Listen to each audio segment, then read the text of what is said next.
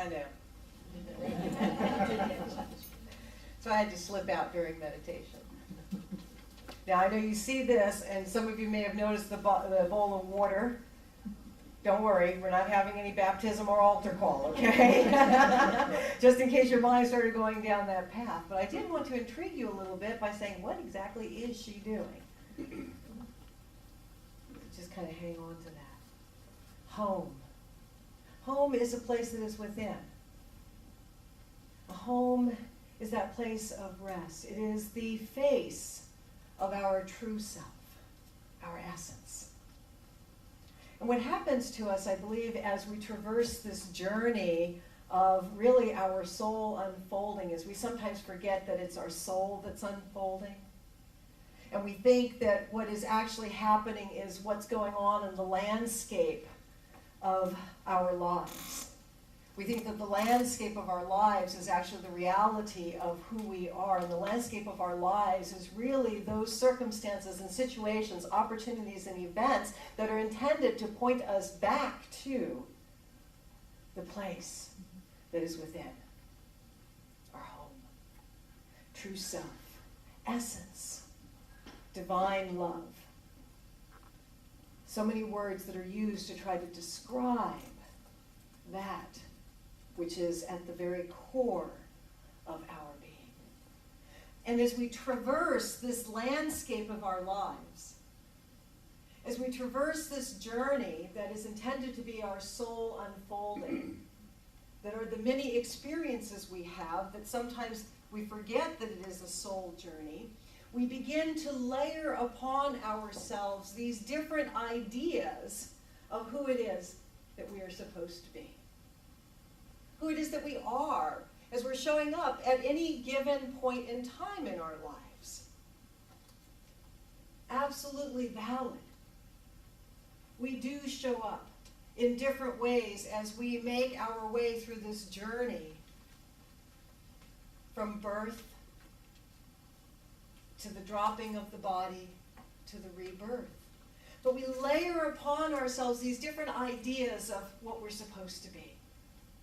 And then there are points along the journey that sometimes shake us up, perhaps cause a shattering even, that remind us that these circumstances, events, and situations are what are intended to point us back to home.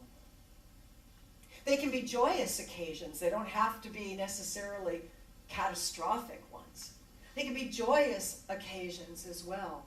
I certainly know when I think back to the birth of my daughter, I mean, many women who have had children can kind of hearken, or even dads, can hearken to that moment when you first see this baby and you go, oh my God, how did we do that? How did this come? And how amazing it is. It can be joyous occasions that can open our hearts, that can shatter us even.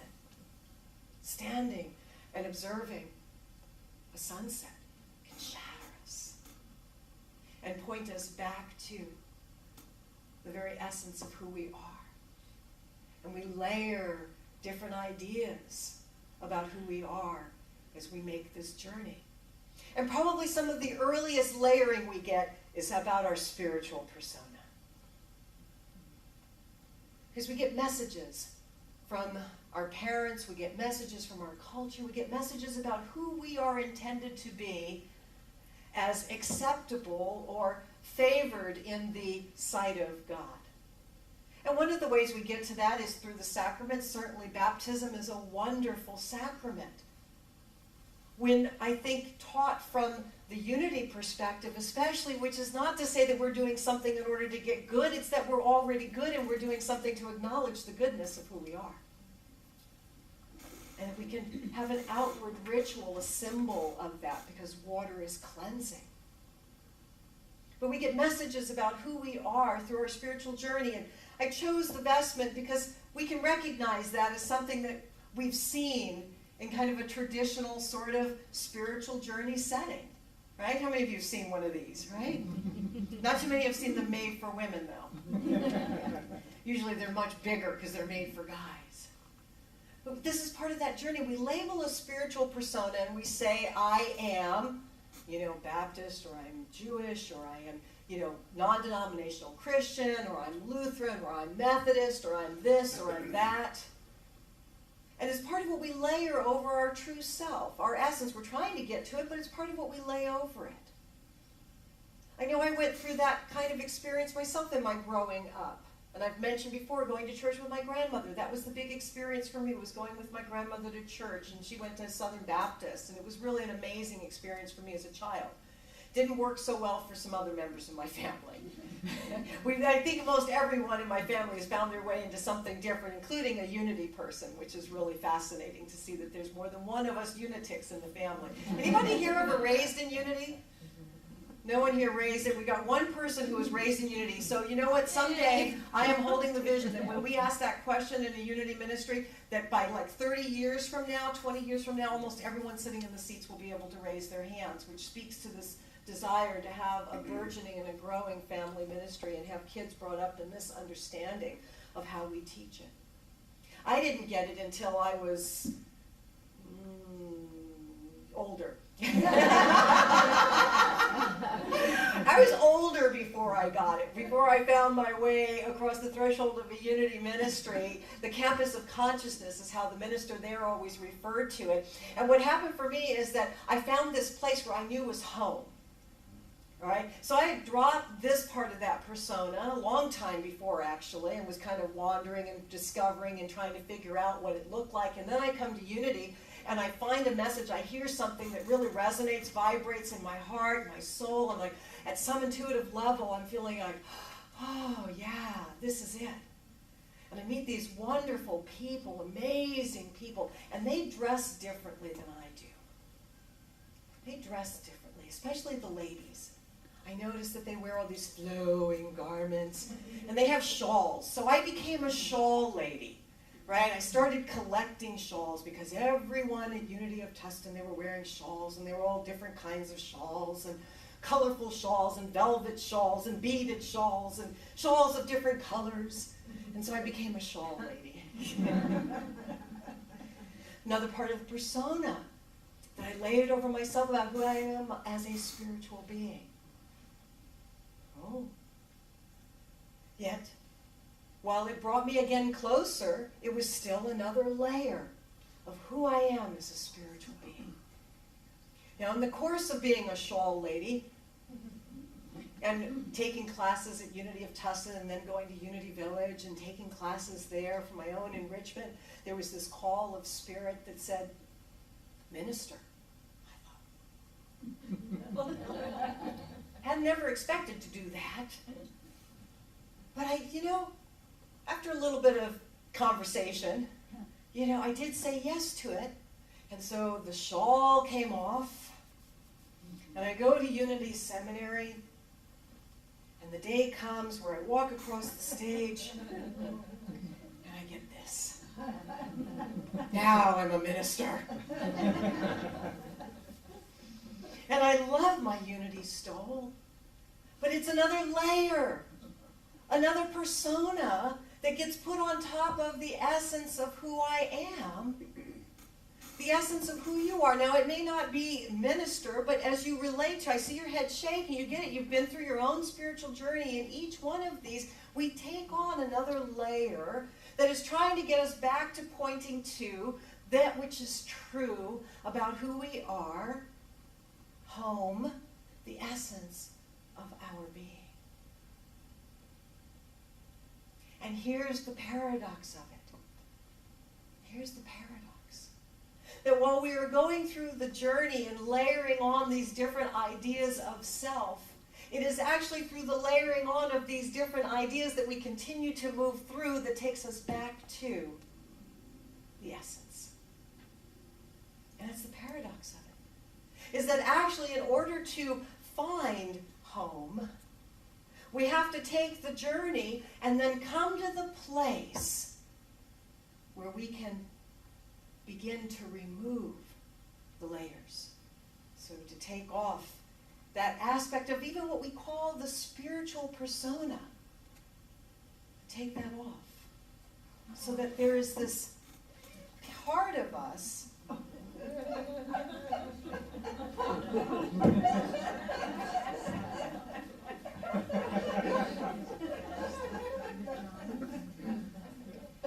where we get to be real. Where we get to be real. At the very just kind of base idea of what it is to be a spiritual being having a human experience.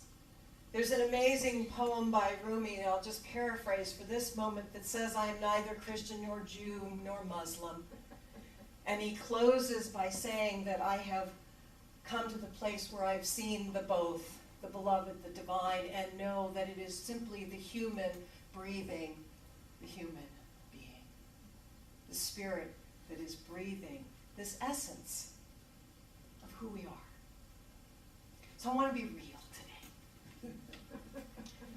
To thine own self be true. We need to know what self we're being true to. Sometimes we are true to the self that is the spiritual persona that we have put on. Sometimes we are true to those other aspects of ourself, the journey that we're on, that is I'm going to be true to the mom journey, I'm going to be true to the grandmother journey, I'm going to be true to the work journey, I'm going to be true to all these different selves. But they are just what's going on in the landscape of our lives. Our true purpose is to be true to that which is the essence of who we are, and expressing through the situations, circumstances, and opportunities of our lives. Expressing through our parenthood, through our career journey, through our relationships with others. That we are actually speaking and being from this. And the validity claim, the truthfulness, the claim for our authenticity is the degree to which we can say, I am speaking truthfully about what's going on in here.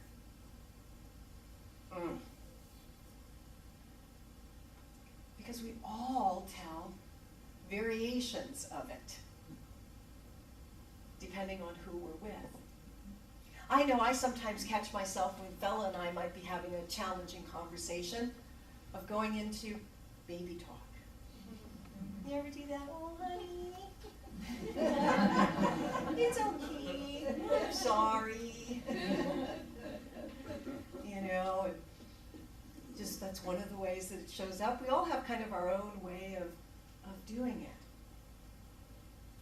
So I want to take us into playing here. Play the game with me, okay?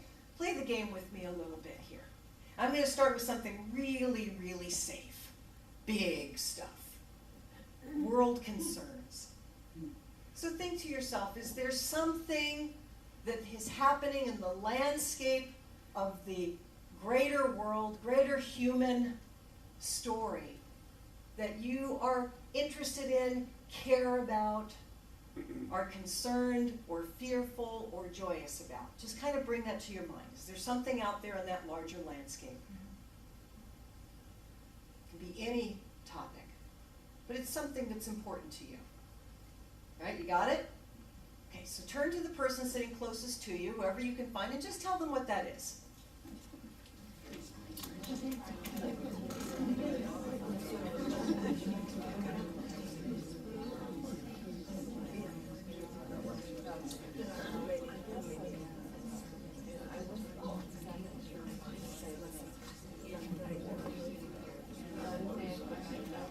All right, so you've had a chance to just say what it is.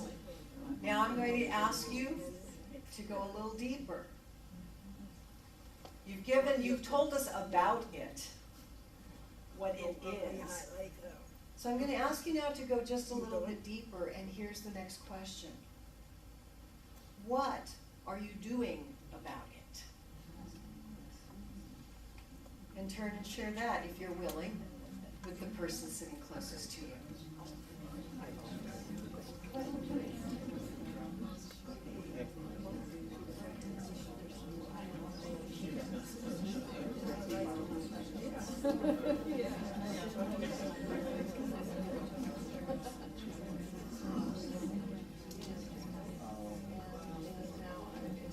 So you have a chance to kind of say, and this is an opportunity for us to simply explore. Are we being true, and to what degree are we being true to this aspect of ourself? That which is the wholeness and the essence of who we are, that is showing up as a concern about the greater world. So I'm going to bring it in a little closer now. And let's think about Unity of Santa Rosa.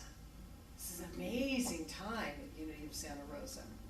Lots of vibrancy and things that are going on in preparation for, a minister's search and bringing, different classes that you've been doing all along, but yet there's just kind of a different energy about it, and people being here on Sundays even more and getting involved in different ways. So thinking about Unity of Santa Rosa right now, just put, same question, put a lock on something that is joyous to you about it, that you're concerned about, or something that is up for you about Unity of Santa Rosa. It's important to you about this community. And then turn and share that with someone close to you.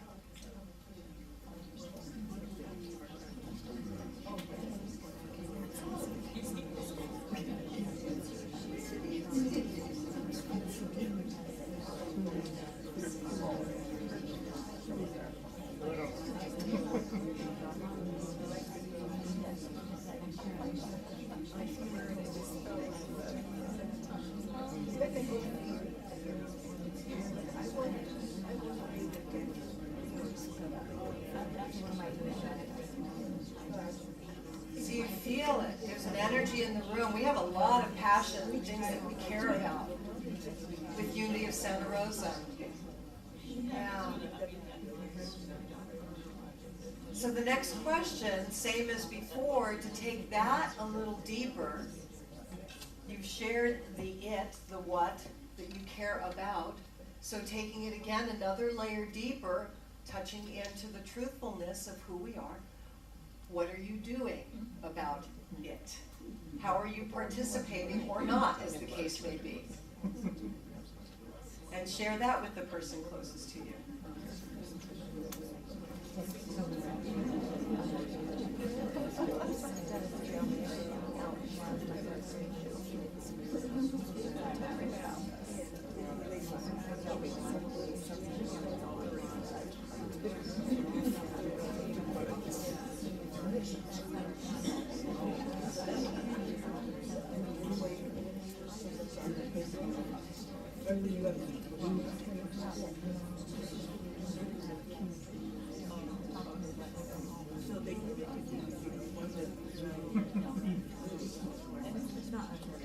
So,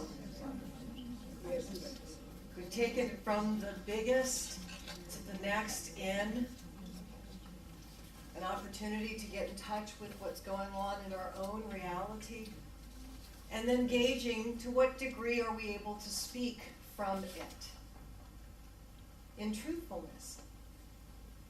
And then comes the kicker.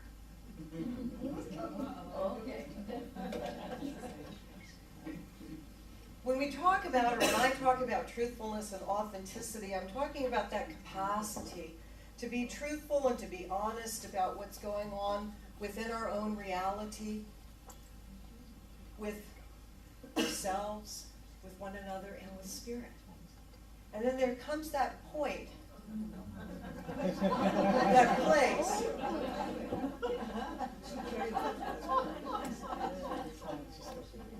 where,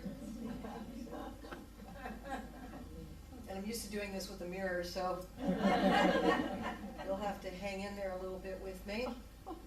Now you know what the water's for. It is a cleansing of sort.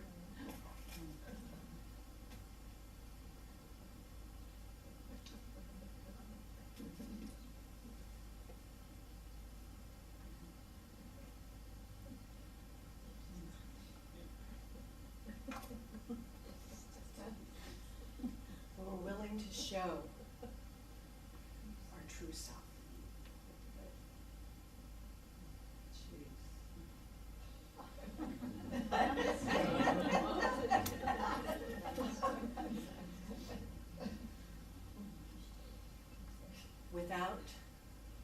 plumage,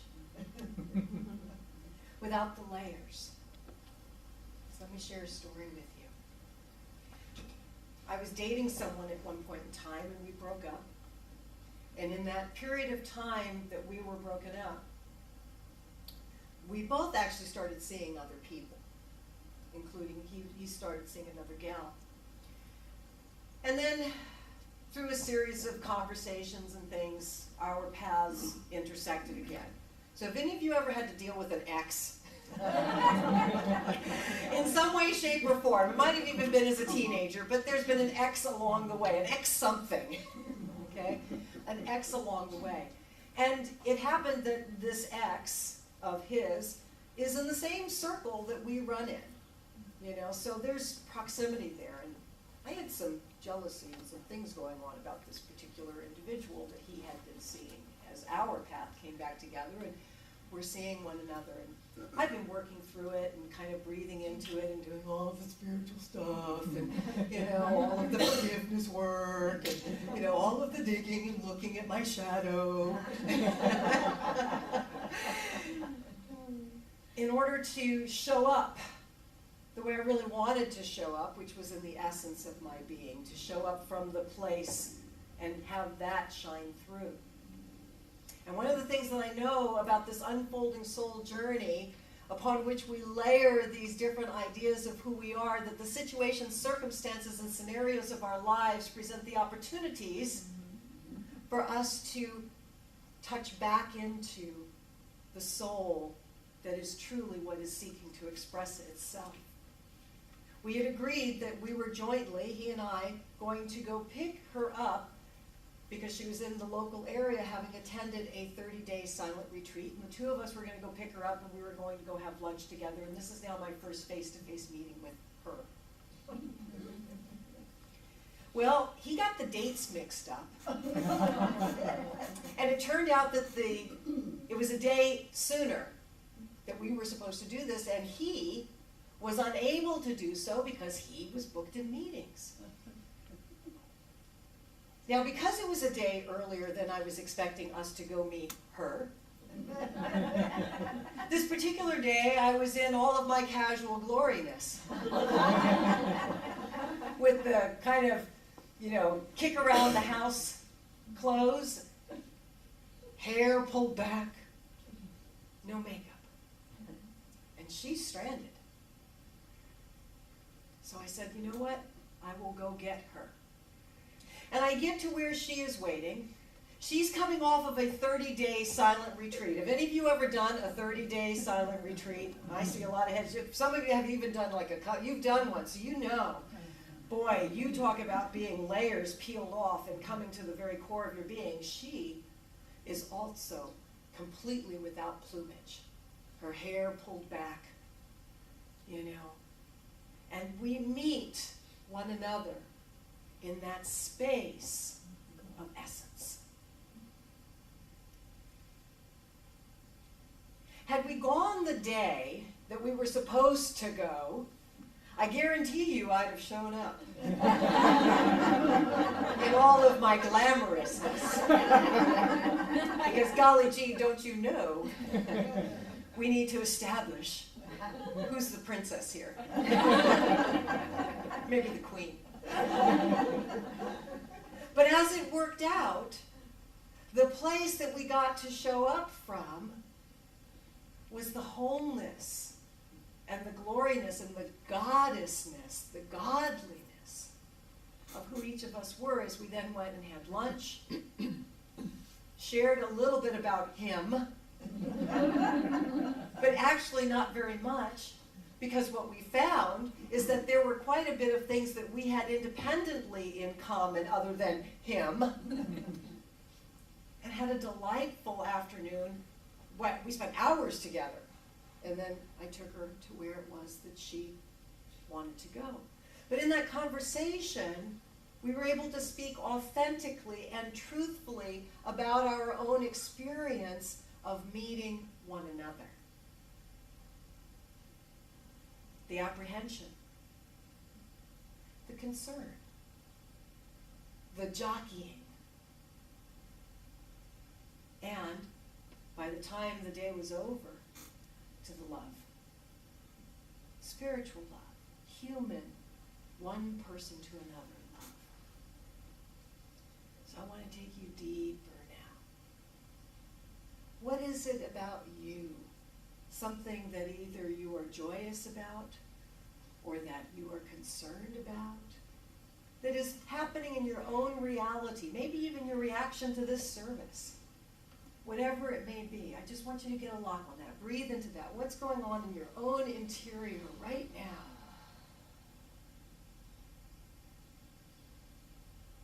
And then if you are willing, turn to the person sitting closest to you and just say a couple of words about that.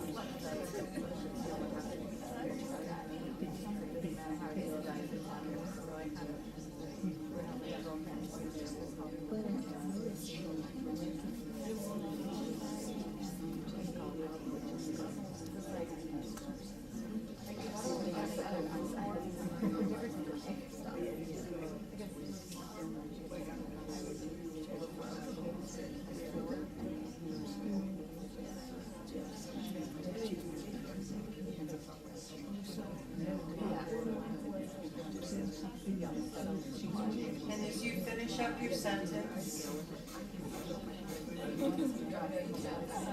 or your thought within yourself,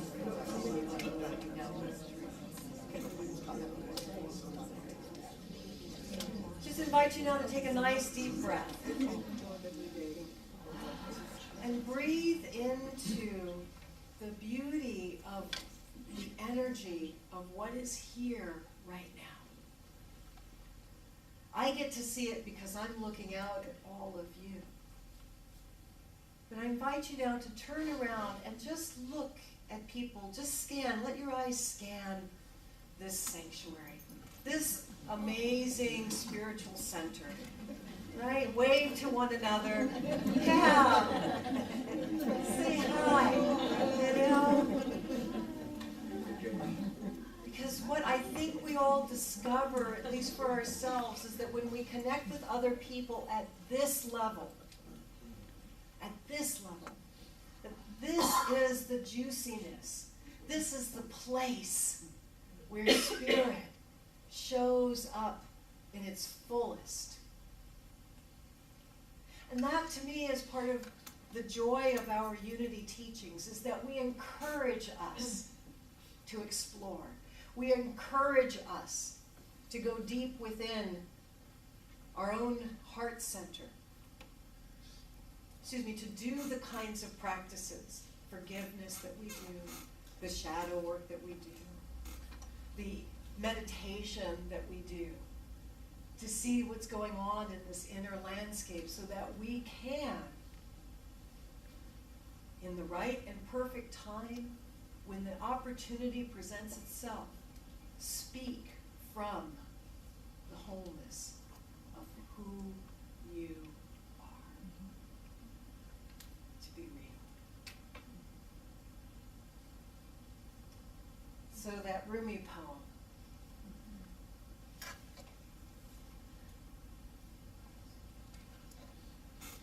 only breath.